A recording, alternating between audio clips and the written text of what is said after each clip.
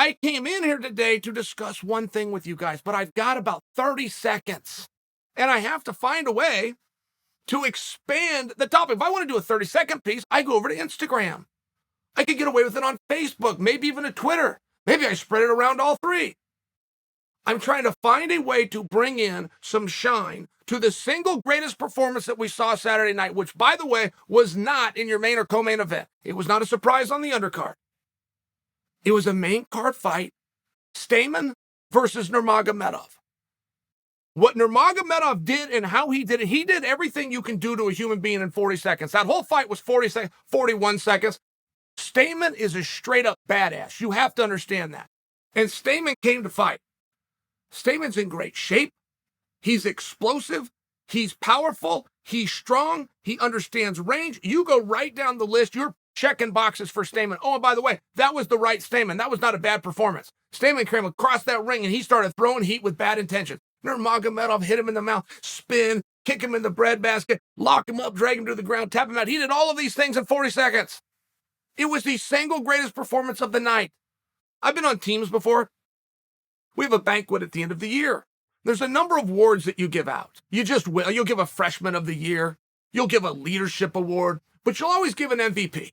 Even in a team sport, what guy here really brought leadership in conjunction with skills and delivered on the court, field, or mat?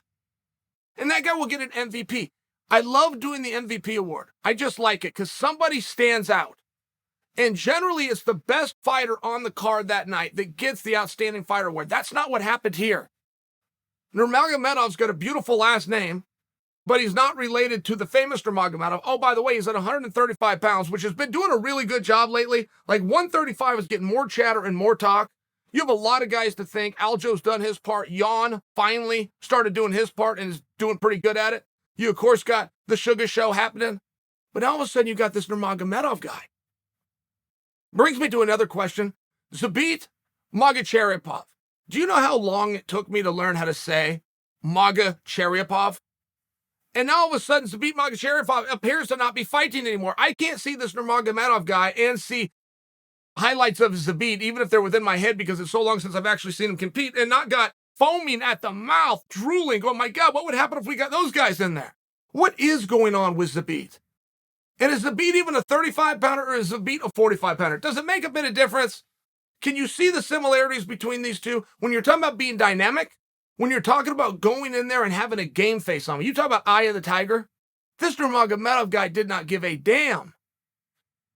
Stamann is a scary night out. I still stand by that. I don't give a damn if he lost his fight. Stamann is a rough guy.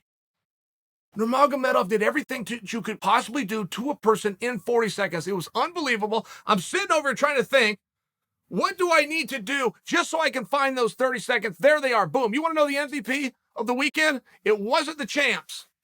It was Nurmagomedov.